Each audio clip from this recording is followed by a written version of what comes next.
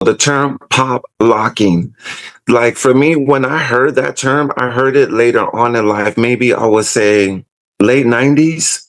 But like I said, when I seen locking, that was what's going on with rerun. When I seen popping, I knew that it was two completely different dances. So when people say pop locking, I'm like, it's locking and that's popping. Even all the poppers when I was in elementary school, they never said like I'm pop locking. There was either like the poppers and the kids over here, with the knicker socks and the apple hats, like they were just called lockers. To my knowledge, me growing up in South Central LA, and I'm growing up the same time, maybe like later on in like as time evolved, maybe they meshed the two, and I probably wasn't around to like, to hear like, that they combined it. It's just kind of like the term break dancing. East Coast, they called it the go off.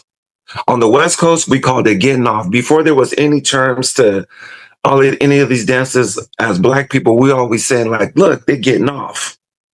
And then we heard the word like pop.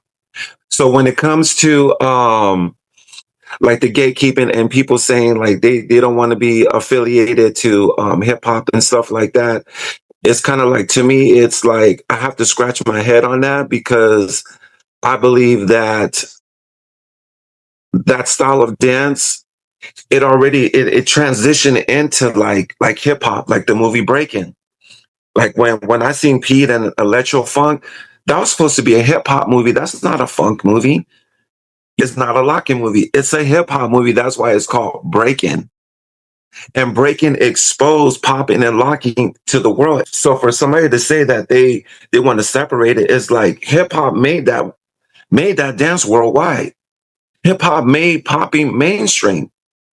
It made locking mainstream. Locking was kind of like a West Coast, maybe a little bit on the East Coast. But once they hit the movie Breaking, Breaking went around the world, and that dance popping and locking went with it. So hip hop and locking and popping, sorry, it comes together. It's a complete package.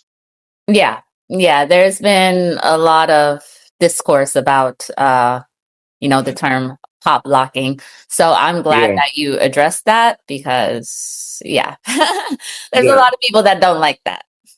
I know, and I see people, maybe they're probably going to argue in the comments with that, but if you guys want to call it pop locking, call it pop locking. If you want to call it breakdancing, call it breakdancing. But the original term, before it was called breaking or breakdancing, it was called the go off. Same thing, when people will see, they'll be like, yo, he's going off, or it was called the go off. And then it became the boing yoing, then it became b-boying, and then the term breaking. Like an evolution of Like terms. it's an evolution. Yeah. And that's probably what happened with the term pop locking. So if someone is trying to break into breaking and Mhm. the dance styles that you do, what tips, advice do you have for them to get them started doing dance? In order to really truly understand this dance, like you have to research and you have to start with James Brown.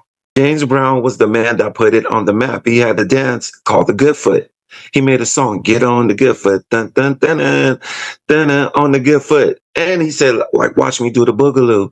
So just to understand like his energy, his rhythm, his essence, like I would advise anybody that wants to get into like any of these dances though, is like, he's the godfather. Mm. Like once you study him, you understand like why we move this way. There's a lot of slang and like words, like he said, like, cause it is what it is. Mind power. It is what it is. People say that every day. Oh, it is what it is. He said that in the 60s. Mm. 40, 50 years before the term was even popularized. That's So funny. all the roads lead back to James Brown, Yeah. from my perspective. An innovator and a pioneer for sure.